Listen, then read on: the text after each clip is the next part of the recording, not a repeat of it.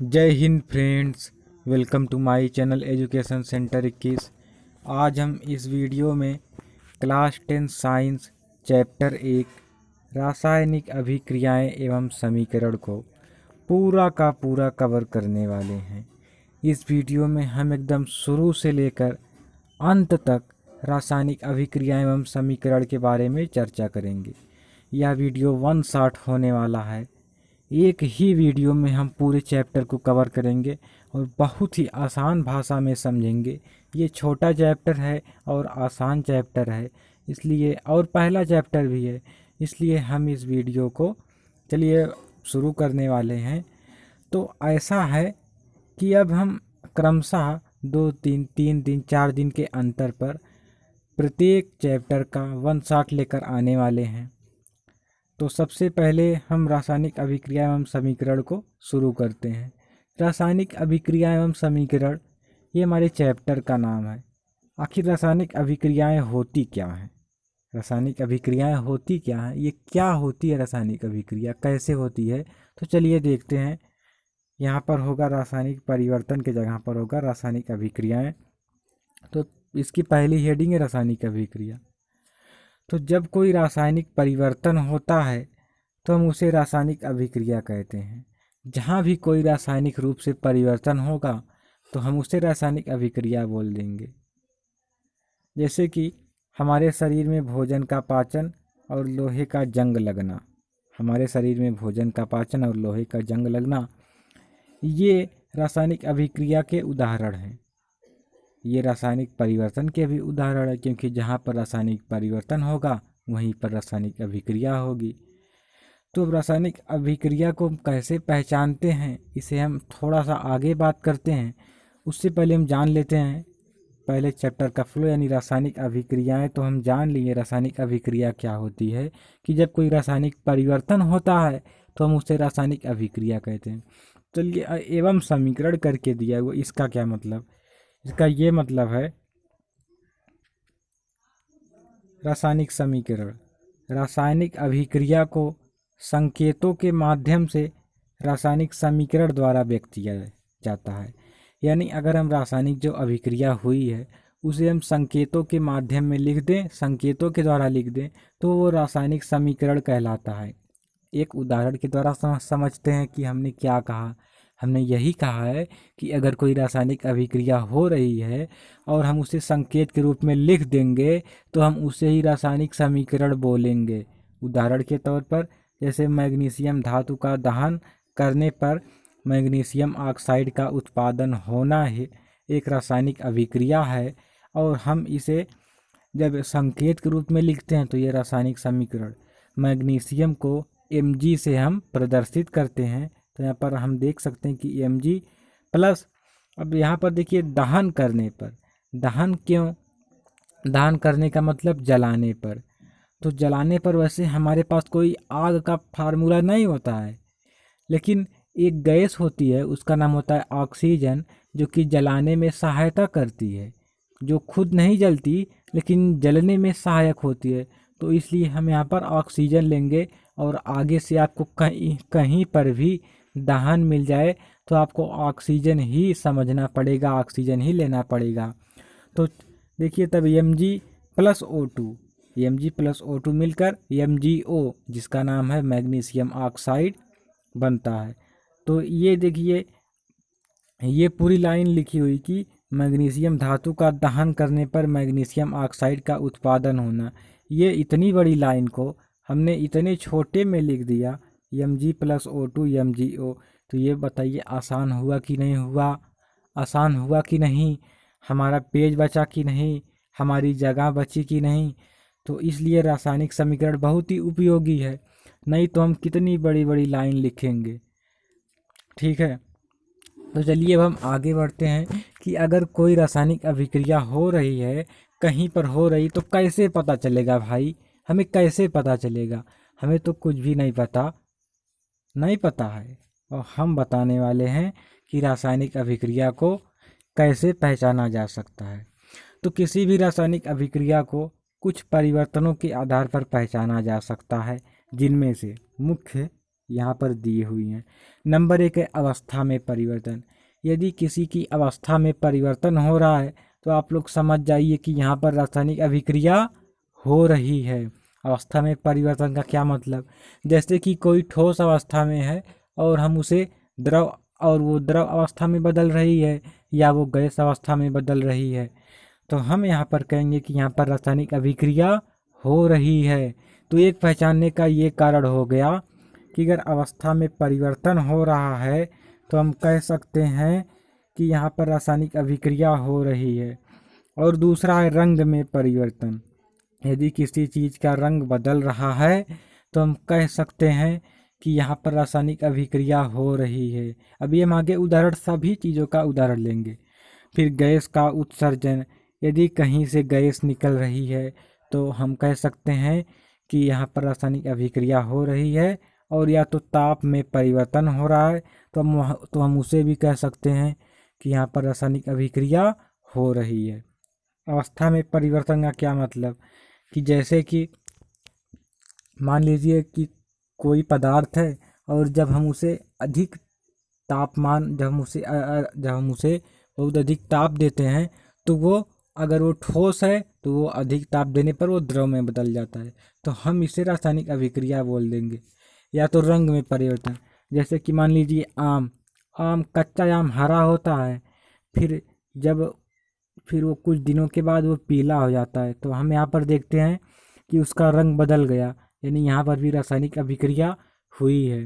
Gas का उत्सर्जन, अभी आप आगे पढ़ेंगे कि बहुत सी अभिक्रियाओं में गैस निकलती है तो वहाँ पर रासायनिक अभिक्रिया हो रही है। और गैस उत्सर्जन का एक सबसे प्रमुख उदाहरण है श्वसन। श्वसन में भी हम लोग गैस निकालते हैं। या तापमान में परिवर्तन हुआ, ही बात होगी। तो अब आप रासायनिक अभिक्रिया को पहचान सकते हैं। कैसे पहचान सकते हैं? या तो अवस्था में परिवर्तन, रंग में परिवर्तन या गैस का निकलना, इससे हम पहचान सकते हैं। तो चलिए अब आगे बढ़ते हैं।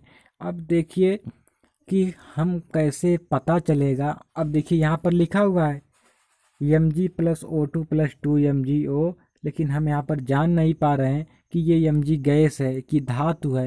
यहाँ पर तो ऊपर हमने धातु लिखा है तो हम जान गए कि ये धातु है, लेकिन अब यहाँ पर ये केवल Mg लिखा हुआ है तो इसमें कैसे पता चलेगा? तो इसे और अधिक अच्छा बनाने के लिए और अधिक जी हम अच्छे से इसे पहचान सकें, अधिक सूचनात्मक बनाने के लिए हम इसकी भौतिक स्थितियों को दर्शाया जाता है। अगर कहीं पर देखें कि जैसे गैस है तो हम उसके नीचे छोटा सा कोष्ठक में लिख देंगे जी। क्या लिख देंगे? गैस के लिए हम लिख देंगे जी, और हम द्रव के लिए लिख देंगे एल, और ठोस के लिए हम लिख सकते हैं यस। जैसे गैस का मतलब, जी का मतलब गैस, एल का मतलब लिक्विड और यस का मतलब सॉलिड।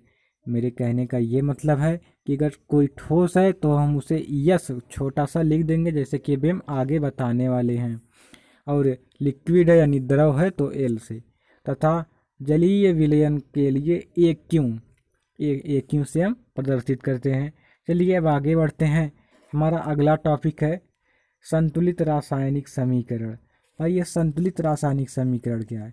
हमने तो रासायनिक समीकरण जान लिया कि जो रासायनिक अभिक्रिया हो रही है उसे संकेतों के रूप में लिख देंगे तो वो रासायनिक समीकरण हो गया। लेकिन अब बात आती है संतुलित रासायनिक समीकरण क्या है, ये किस जानवर का नाम है? तो भाई ये कोई जानवर नहीं है। ये जो रासायनिक समीकरण है, हम अभिकारक तथा उत्पाद के प्रत्येक परमाणुओं को समान कर देंगे तो उसे ही संतुलित रासायनिक समीकरण कहते हैं। चलिए डेफिनेशन एक बार पढ़ लेते हैं। अभिकारक, थोड़ी सी इसमें मिसप्रिंट है तो डोंट वरी। अभिकारक तथा उत्पाद के प्रत्येक तत्व के परमाणुओं की संख्या को समान करने के लिए उसे संतुलित किया जाता है। और ऐसा समीकरण जिसमें अभिकारक तथा उत्पाद के प्रत्येक तत्व के परमाणुओं की संख्या समान होती है उसे संतुलित रासायनिक समीकरण कहते हैं। फॉर एग्जाम्पल, जैसे कि आप यहाँ पर देख सकते हैं Fe यानी आयरन प्लस H2O जल, Fe2O3 प्लस H2 को इस प्रकार संतुलित किया जाता है। यानी कि ये एक रासायनिक समीकरण दिया हुआ है, ये देखिए संतुलित नहीं है। तो इसे कैसे संतुलित करते हैं, हम आपको संतुलित करने की एक बेहतरीन सी ट्रिक बताते हैं। ये है कि ये आप तीर का निशान देख रहे हैं, तीर का निशान, इस तीर के निशान प्रत्येक तत्व, इस तीर के निशान के इस साइड जितने परमाणु हैं, जितने तत्व हैं, उनके परमाणु की संख्या समान तथा जितने इस साइड हैं दोनों तरफ समान रहनी चाहिए। तो अब आप यहाँ पर देख सकते हैं, जो यहाँ पर Fe है, क्या है Fe, यहाँ पर Fe की संख्या कितनी है, 1 है। क्योंकि यहाँ पर 1 नहीं लिखा जाता, केवल Fe लिखा है, तो हम यहाँ पर जान गए कि Fe यहाँ पर 1 है। प्लस H2O में 2 हाइड्रोजन है, 1 ऑक्सीजन है। और यहाँ पर Fe2O3 क्या है, Fe2O3 फिर प्लस H2। यहाँ पर देखिए Fe के नीचे यस लिखा हुआ है, तो इसका मतलब कि ये सॉलिड है। और H2O जो है L लिखा हुआ है, इसका मतलब कि ये लिक्विड है। फिर इससे जो बना Fe2O3 ये भी सॉलिड है, फिर प्लस H2 गैस निकल रही है। तो ये एक रासायनिक समीकरण है। इसका हम आपको दैनिक जीवन का उदाहरण बता दें। Fe का मतलब आयरन प्लस H2O मतलब नमी मान लीजिए या पानी मान लीजिए, यानी कि लोहे पर जंग लगना हम इसी रासायनिक अभिक्रिया को कहते हैं। यानी जंग का सूत्र क्या होता है, Fe2O3 जंग का सूत्र है। तो यहाँ पर आप देख सकते हैं 3Fe लिखा हुआ है, जो कि गलती से लिख उठा है। ये यहाँ पर होगा 2Fe, यहाँ पर क्या होगा 2Fe। तो आप लोग 3 को काट लीजिए, 3 को काट के यहाँ पर लिख दीजिए 2Fe प्लस 4H2O में देखिए 4H, तो यहाँ पर आप देख सकते हैं यहाँ पर 4H2 है, गैस के रूप में 4H2। हम थोड़ा सा बड़ा करके आपको दिखा देते हैं कि यहाँ पर देखिए ये पूरी अभिक्रिया पूरी यहाँ पर अब दिखाई दे रही है। 3Fe की जगह पर होगा 2Fe प्लस 4H2O गैस में, प्लस Fe2O3 4H2। यहाँ पर भी देखिए 4H2, यहाँ पर भी 4H2, तो H तो भाई संतुलित हो गया। फिर यहाँ पर Fe2, यहाँ पर भी 2Fe। अब बचा O यहाँ पर कितना है 4 है, तो यहाँ पर भी O3, Fe2O3 ये हो गया संतुलित। ठीक है, कोई दिक्कत, अगर आपको किसी भी तरह की कोई भी दिक्कत आती है तो आप लोग नीचे कमेंट बॉक्स में कीजिएगा, सबका आंसर दिया जाएगा और सभी लोगों की प्रॉब्लम को सॉल्व किया जाएगा। तो ये तो हो गया रासायनिक समीकरण को संतुलित करना। और रासायनिक समीकरण क्या होता है, रासायनिक समीकरण कितने इसे कैसे संतुलित किया जाता है, आप ये जान गए। तो अब हम आगे ये भी जान सकते हैं कि रासायनिक अभिक्रिया कितने प्रकार की होती है। आप तो रासायनिक अभिक्रिया जान गए कि जहाँ पर रासायनिक परिवर्तन होता है वहाँ पर रासायनिक अभिक्रिया होती है। तो अब ये जान लीजिए कि रासायनिक अभिक्रिया कितने प्रकार की होती है। तो पहली रासायनिक अभिक्रिया है संयोजन अभिक्रिया। पहली अभिक्रिया क्या है, संयोजन अभिक्रिया। ये भाई संयोजन अभिक्रिया क्या है, तो संयोजन अभिक्रिया रासायनिक अभिक्रिया का एक प्रकार है। संयोजन अभिक्रिया को योगात्मक अभिक्रिया भी कहते हैं। तो चलिए इसे जान लेते हैं कि संयोजन अभिक्रिया क्या होती है। तो जिन अभिक्रियाओं में 2 या 2 से अधिक पदार्थ मिलकर एक पदार्थ बनाते हैं उन्हें संयोजन अभिक्रिया कहते हैं। फिर से पढ़िए, 2 बार पढ़िए, 3 बार पढ़िए, 4 बार पढ़िए, जब तक याद नहीं होता है तब तक पढ़िए। कैसे पढ़ेंगे कि जिन अभिक्रियाओं में 2 या 2 से अधिक पदार्थ मिलकर केवल एक पदार्थ बनाते हैं उन्हें संयोजन अभिक्रिया कहते हैं।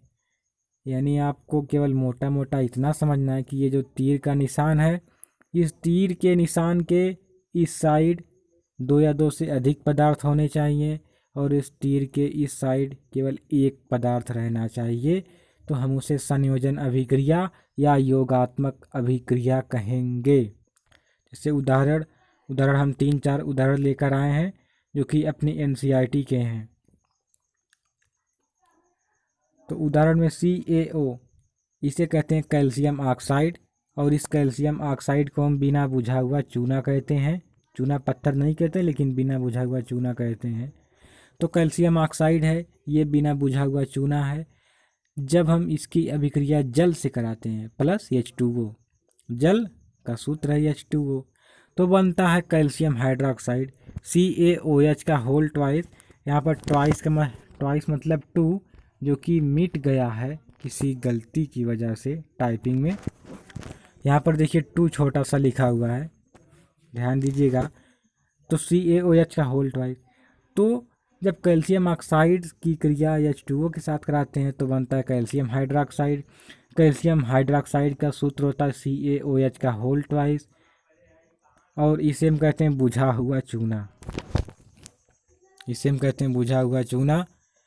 और बुझा हुआ चूना का उपयोग यानी कि CaOH का होल ट्वाइस का उपयोग घरों में सफ़ेदी के लिए प्रयुक्त किया जाता है, या CO2 के साथ क्रिया करके CaCO3 बनाता है। चलिए इसे भी देख लेते हैं, इस अभिक्रिया को भी, जिससे दीवारों पर चमक आती है। तो यह है CaOH का होल ट्वाइस यानी कि कैल्शियम हाइड्रोक्साइड।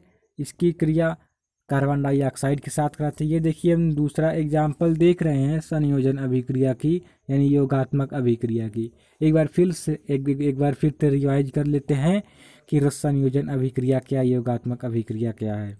तो क्या है, ध्यान से आप लोग देख लीजिएगा कि डेफिनेशन तो आपको क्लास में ही याद हो जानी चाहिए। तो जिन अभिक्रियाओं में 2 या 2 से अधिक पदार्थ मिलकर एक पदार्थ बनाते हैं उन्हें संयोजन अभिक्रिया कहते हैं।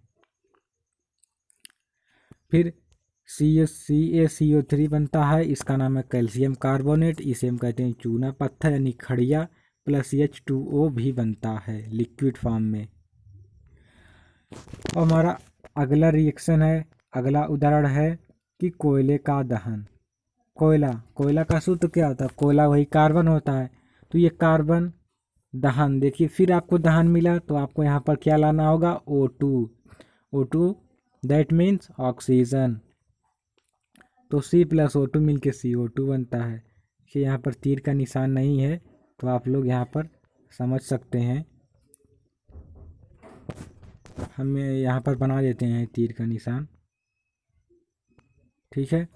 थोड़ा सा अभी यहाँ पर जगह कम है, स्पेस कम है, तो इसलिए उतना अच्छा नहीं बन पाया। तो आप यहाँ पर देख सकते हैं कि C के नीचे एक छोटा सा यस लिखा हुआ है। इसका मतलब जो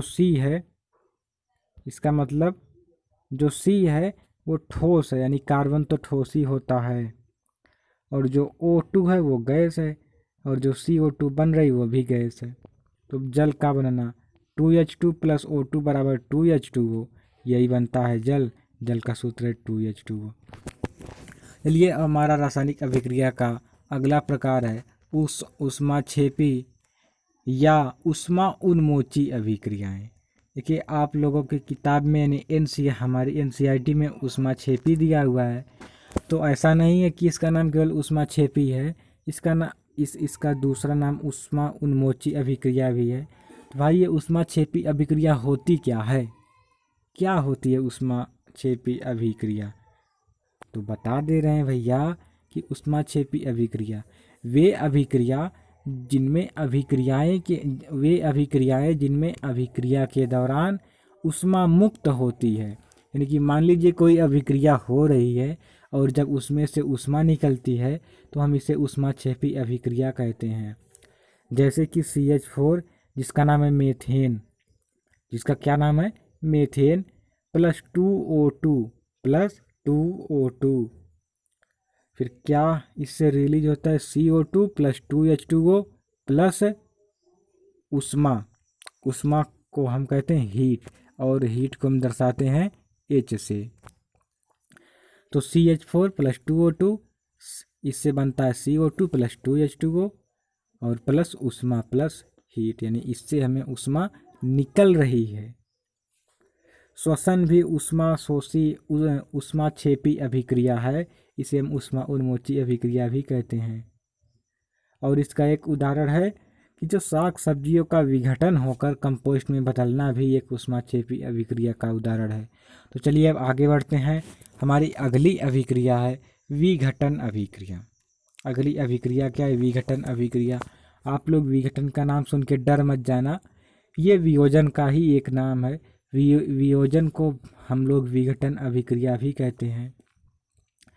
तो ऐसी अभिक्रियाएं जिनमें एकल अभिकारक विघटित होकर दो या दो से अधिक उत्पादों का निर्माण करता है, वियोजन या विघटन अभिक्रियाएं कहलाती हैं।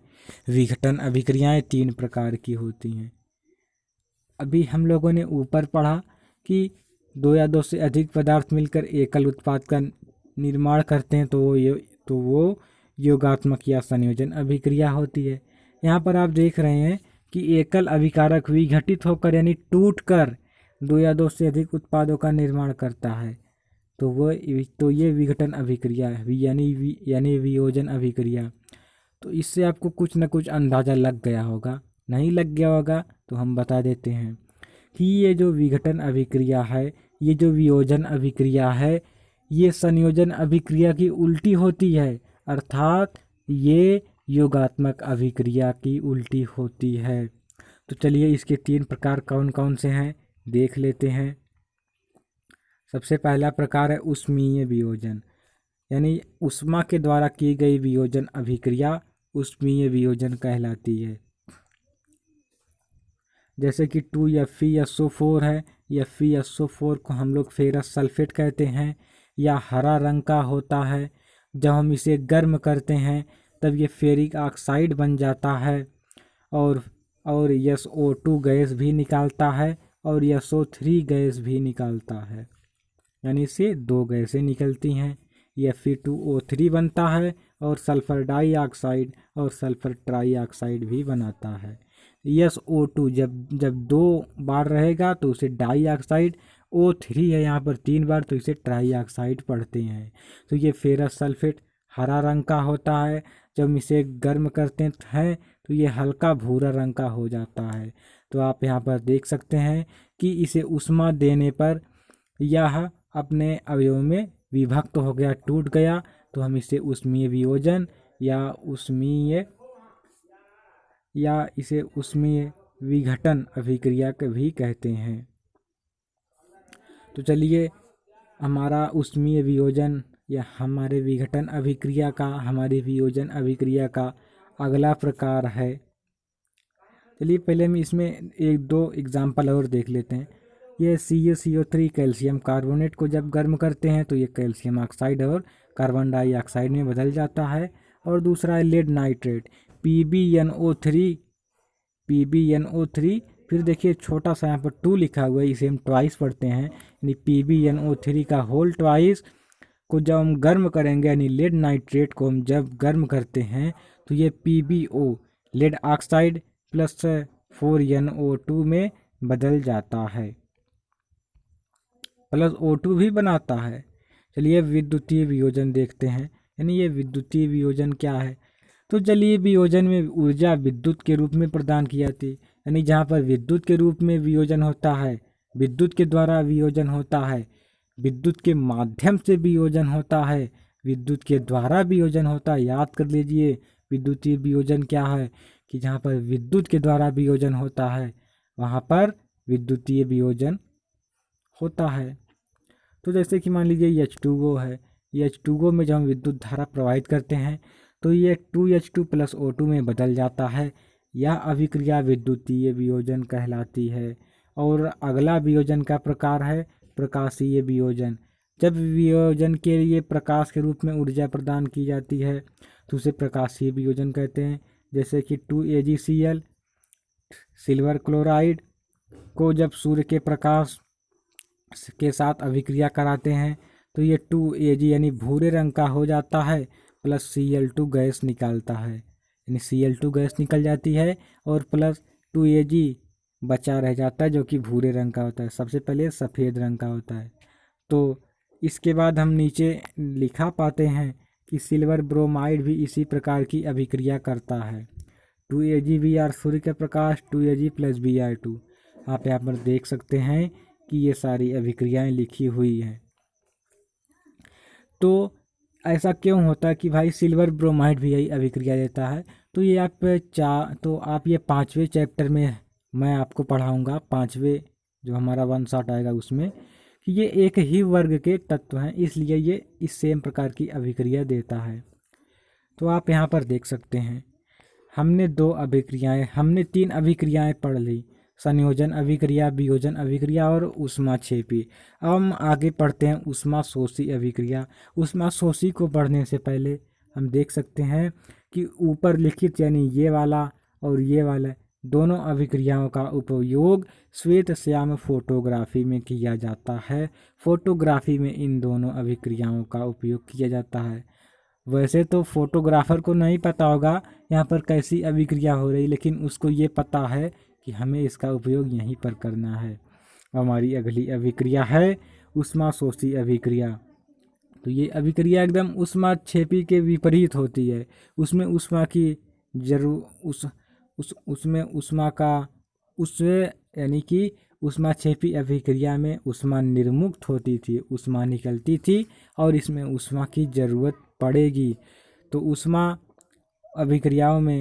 ऊष्माशोषी अभिक्रियाओं में ऊष्मा का अवशोषण होता है, शोषण होता है, या ज़रूरत होती है या आवश्यकता ही होती है। बिना ऊष्मा के ये अभिक्रियाएं कंप्लीट होने वाली नहीं हैं। 2BaOH का whole twice barium hydroxide plus NH4Cl ammonium chloride, 2BaCl2 barium chloride plus NH4OH ammonium hydroxide बनता है। तो ये जो है ऊष्माशोषी अभिक्रिया है। जब आप इसे ऊष्मा देंगे तभी ये अभिक्रिया होंगी, नहीं तो आप बेरियम हाइड्रोक्साइड और अमोनियम क्लोराइड को कितनी भी देर तक पास रखो, इनमें अभिक्रिया होने वाली नहीं है। चलिए आगे बढ़ते हैं। अब हमारी अगली अभिक्रिया है विस्थापन अभिक्रिया। विस्थापन अभिक्रिया का दूसरा नाम है प्रतिस्थापन अभिक्रिया। तो आप लोग विस्थापन और प्रतिस्थापन में कंफ्यूज मत होइएगा, जान लीजिए कि ये दोनों एक ही पक्षी हैं। मेरा मतलब ये दोनों एक ही अभिक्रियाएं हैं।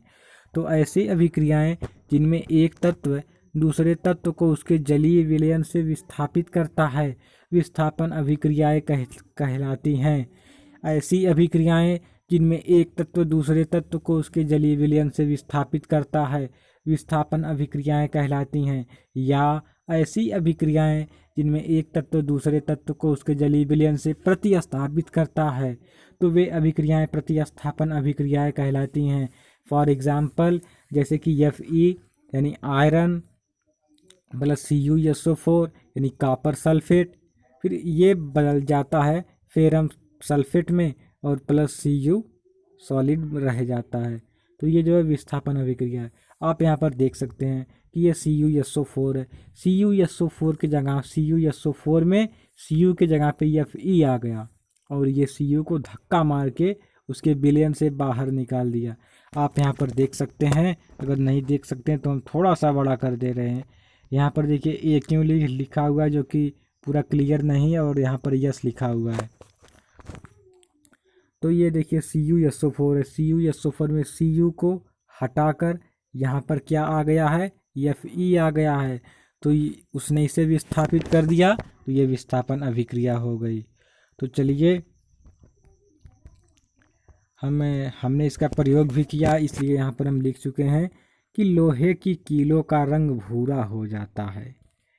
फिर आयरन लोहा और लोहे की कील का रंग भूरा हो जाता है और कॉपर सल्फेट का रंग फीका हो जाता है। अब हम एक एग्जाम्पल और देखते हैं।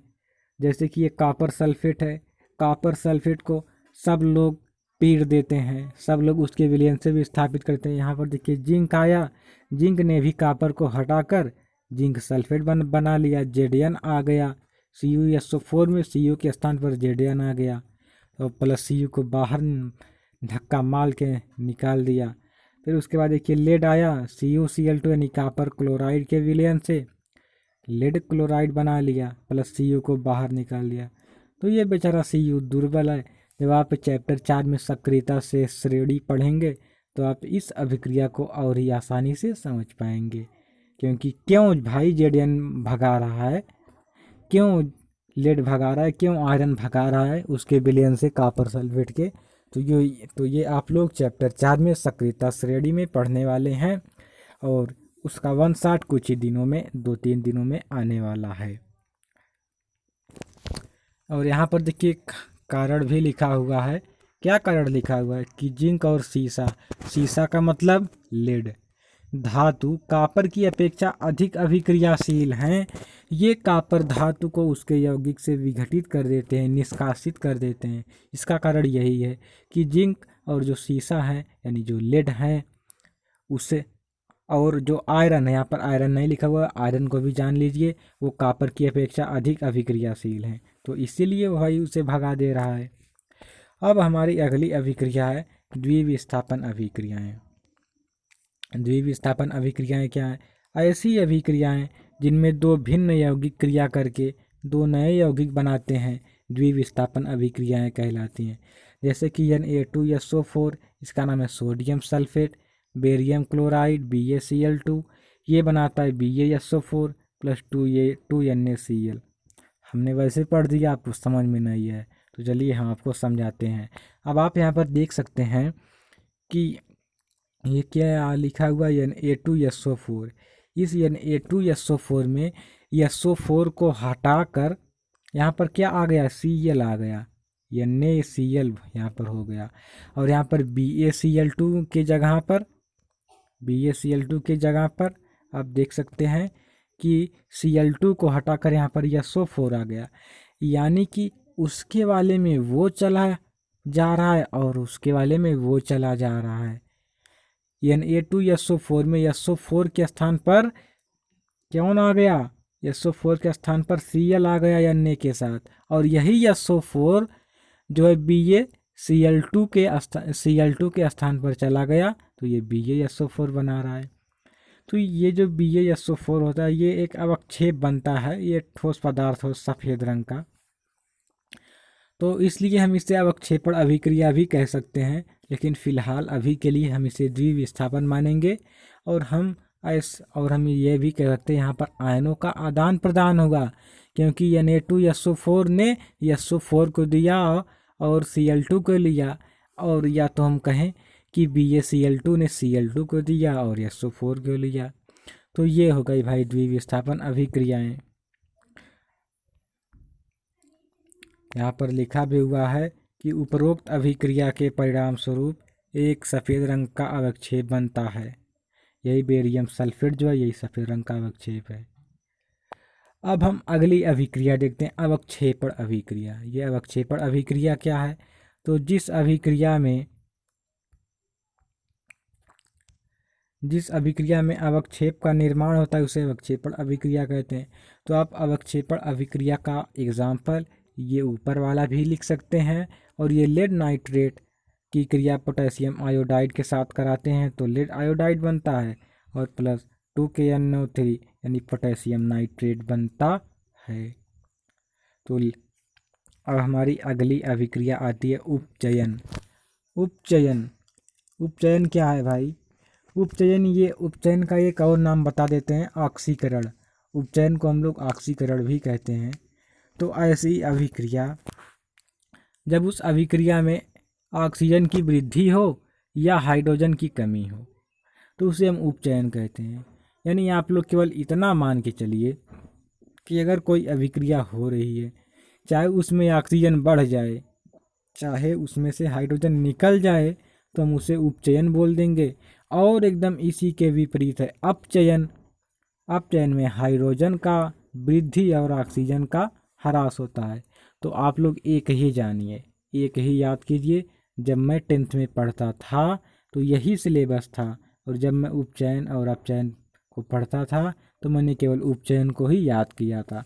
तो आप लोग भी उपचयन को ही याद कीजिए और अपचयन आपको याद हो जाएगा।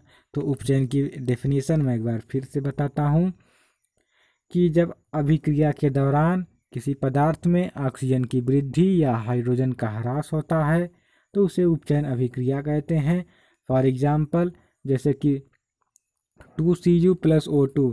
अब आप यहाँ पर देख सकते हैं कि Cu में O जुड़ गया, ऑक्सीजन की वृद्धि हो गई। तो हम इसे क्या बोल देंगे, उपचयन बोलेंगे कि नहीं बोलेंगे? हम इसे उपचयन कहेंगे। और हम इसे अब अपनी भाषा में कहते हैं, जो ये पूरी अभिक्रिया लिखी हुई है। जब कॉपर को गर्म किया जाता है, गर्म किया जाता है यानी ऑक्सीजन से क्रिया कराई जाती है, तो एक काला रंग आ जाता है।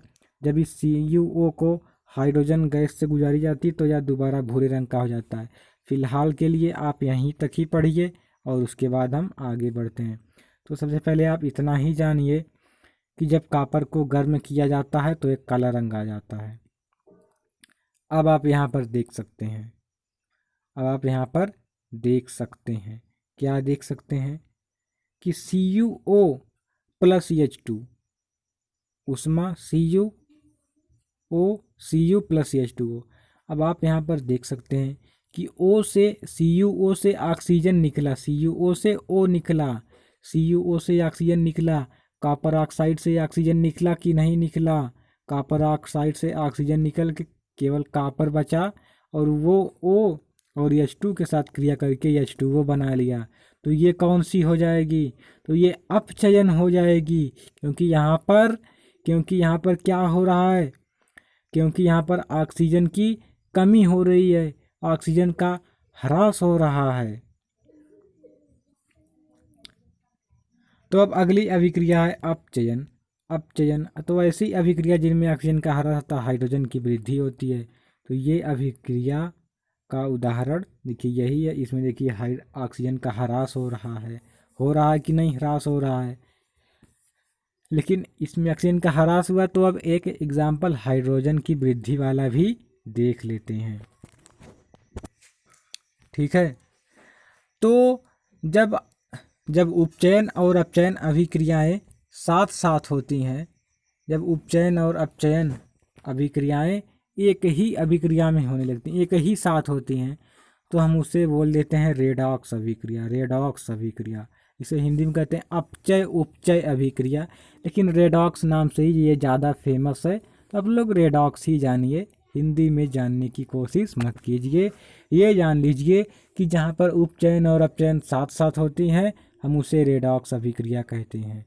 अब हम अपनी भाषा डेफिनेशन देखते हैं। ये ऐसी अभिक्रियाएं जिनमें एक अभिकारक उपचयित होता है और दूसरा अपचयित होता है, यानी एक का उपचयन होता है और दूसरे का अपचयन होता है, उसे हम कहेंगे रेडॉक्स।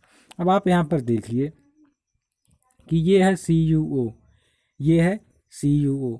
CuO से O अलग हो रहा है, CuO से O निकल रहा है, तो इसका क्या हो रहा है? इसका अपचयन हो रहा है।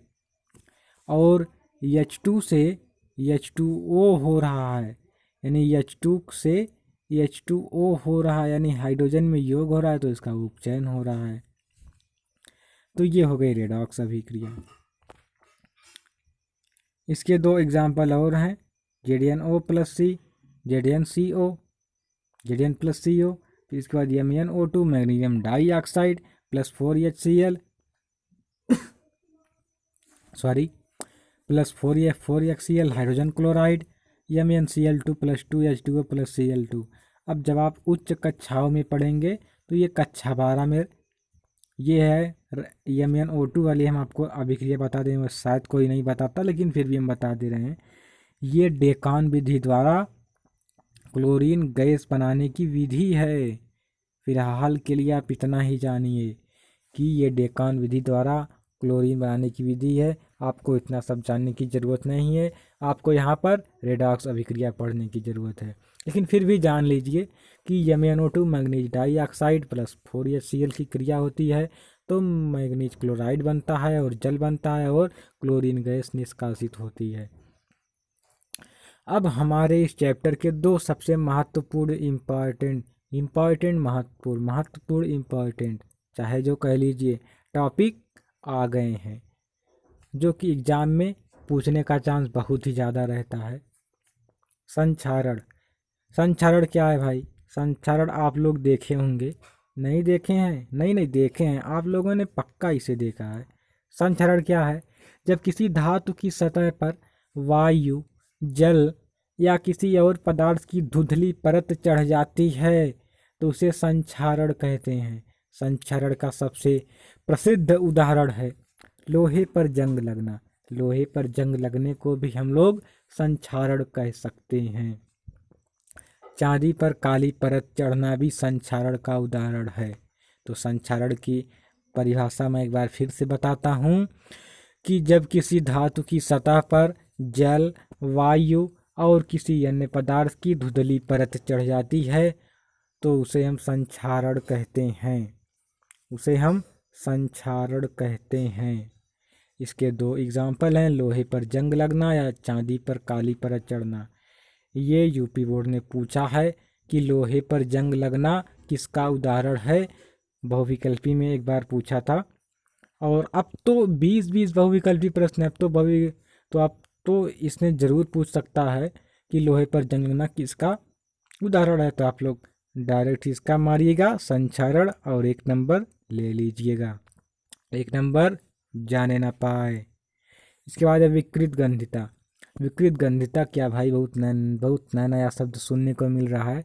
अगर आप लोग पहली बार इस चैप्टर को पढ़ रहे हैं तो ज़रूर आपके लिए नया होगा, नहीं तो ये 1 शॉर्ट वीडियो है, इसमें केवल हम रिवीजन के तौर पर। अगर आप इस वीडियो को ध्यान से देखते हैं तो इतना कन्फर्म है कि मैं 90% चैप्टर कवर करा दूंगा। हो सके कोई 5-10% छूट गया होगा तो छूट गया होगा, लेकिन इसमें कुछ क्वेश्चन भी लेकर आए जिससे आपकी पूरी फुल तैयारी हो जाएगी। तो भैया अब हम विकृत गंधिता पर आते हैं। विकृत गंधिता है क्या? वसायुक्त तेलीय खाद्य सामग्री को लंबे समय तक रखने पर वे विकृत गंधित हो जाते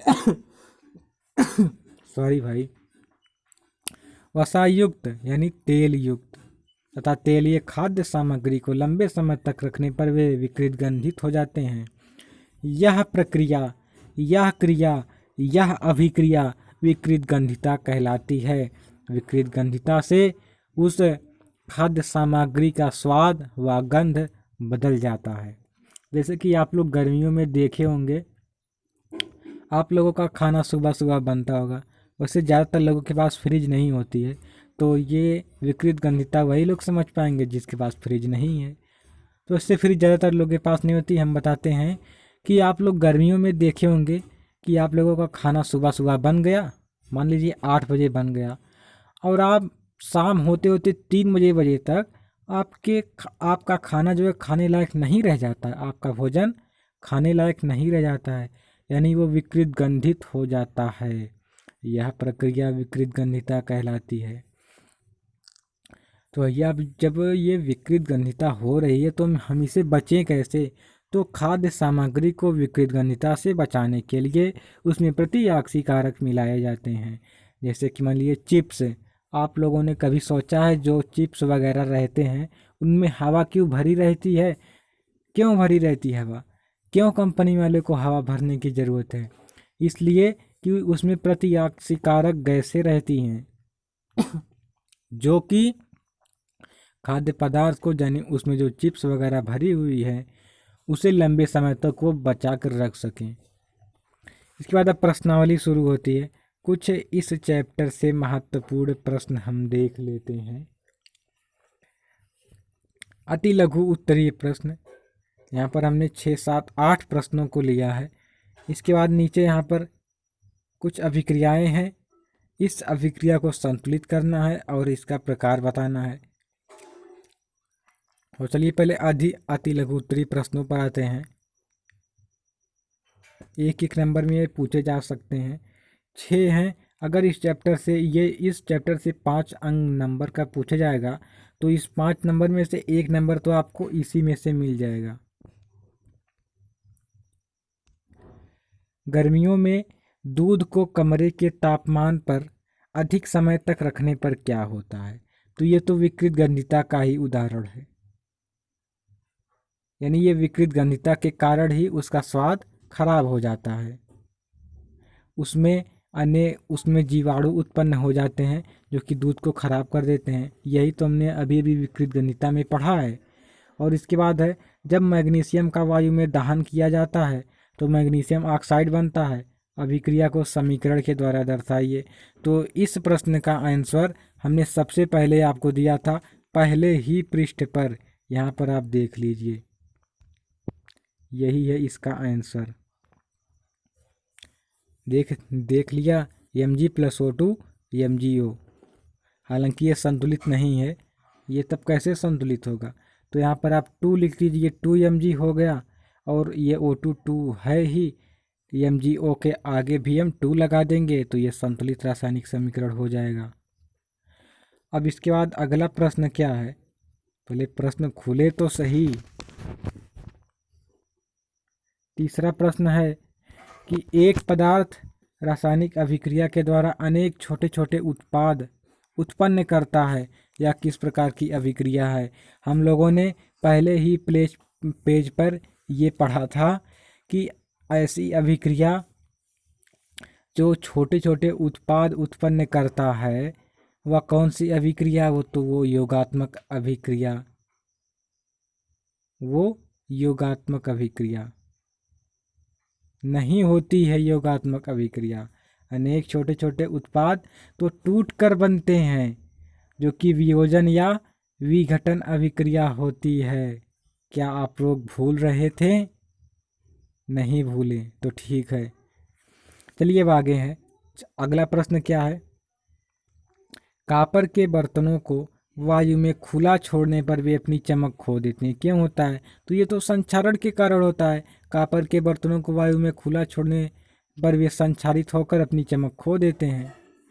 तनु हाइड्रोक्लोरिक अम्ल का सूत्र HCl को जिंक के साथ अभिक्रिया में कौन सी गैस उत्पन्न होती है? तो जब ये धातु और अधातु आप चैप्टर पढ़ेंगे, तीसरा चैप्टर, तो वहाँ से आपको पता हो जाएगा कि धातु अम्ल के साथ क्रिया करके हाइड्रोजन गैस निकालती हैं।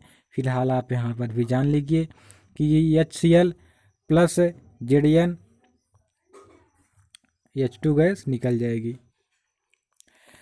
अगला है Fe2O3 2Al Al2O3 plus 2Fe। यहाँ पर आप ध्यान से देखिए कि Fe2O3 है, इसमें से O3 निकल कर Al में चला जा रहा है, 2Al में। तो यहाँ पर O3 का विस्थापन हुआ कि नहीं हुआ? O3 विस्थापित हुई कि नहीं हुई? जब ये विस्थापित हुई तो ये कैसी अभिक्रिया हो गई? तो ये विस्थापन अभिक्रिया हो गई। यही हमें यहाँ पर नीचे पूछा जा रहा है कि अभिक्रिया का प्रकार है। अगला है जिन अभिक्रियाओं में ऊर्जा अवशोषित होती है। ऊर्जा यहाँ पर दिया है, तो ऊष्मा जो है, ऊष्मा एक प्रकार की ऊर्जा होती है, तो हम यहाँ पर ऊर्जा भी कह सकते हैं, लेकिन ऊष्मा कहना ज़्यादा ठीक रहेगा। तो जिन अभिक्रियाओं में ऊष्मा अवशोषित होती है उन अभिक्रियाओं को क्या कहते हैं? सोच के बाद बताइए। जिन अभिक्रियाओं में ऊर्जा अवशोषित होती है उसे ऊष्माशोषी अभिक्रिया कहते हैं। जब कॉपर सल्फेट के विलयन में एक लोहे की कील डाली जाती है तो विलयन का रंग बदल जाता है, क्यों?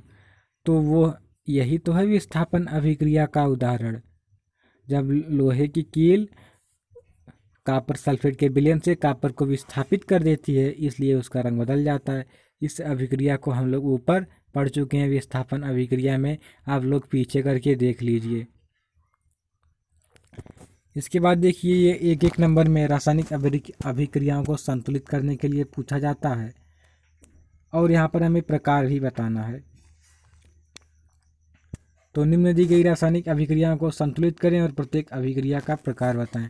अगर आप रासायनिक अभिक्रियाओं को संतुलित करना जान गए तो इतना तो पक्का है कि आपको 1 नंबर मिल जाएगा, क्योंकि संतुलित करने के लिए हर साल 1 प्रश्न या 2 प्रश्न पूछे जाते हैं।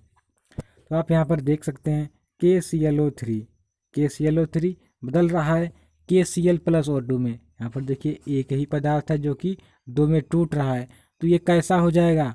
तो ये कैसी अभिक्रिया हो जाएगी? ये विघटन अभिक्रिया, यानी ये वियोजन अभिक्रिया हो गई। फिर ये NH3 plus O2, NH3 ammonia plus O2 oxygen बदल रहा है NO में प्लस H2O में। अब आप यहाँ पर देख सकते हैं कि NH3 है,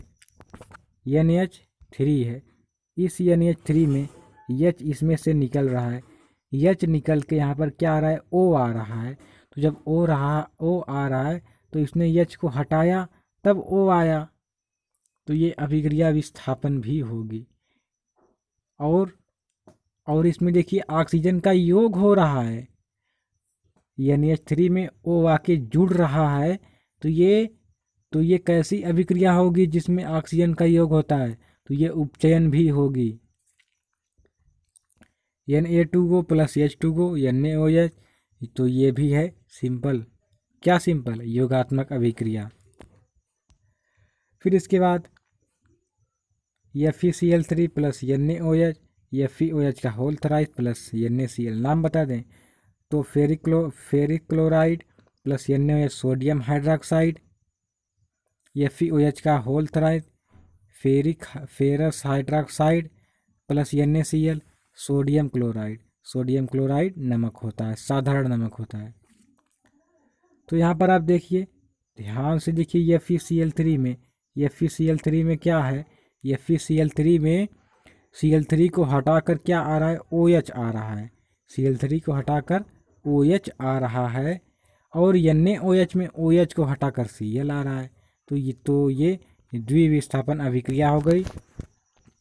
अब ये अगला प्रश्न है जो कि हमने पहली ही स्लाइड में कराया था, क्या है, विभिन्न प्रकार की रासायनिक अभिक्रियाओं को परिभाषित करें, हर प्रकार की रासायनिक अभिक्रिया को समीकरण के द्वारा दर्शाएं।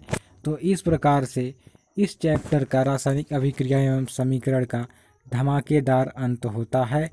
हमें आशा करते हैं कि आपको यह चैप्टर बहुत ही अच्छी तरह से समझ में आया होगा, और अगर आप इस पूरी PDF को चाहते हैं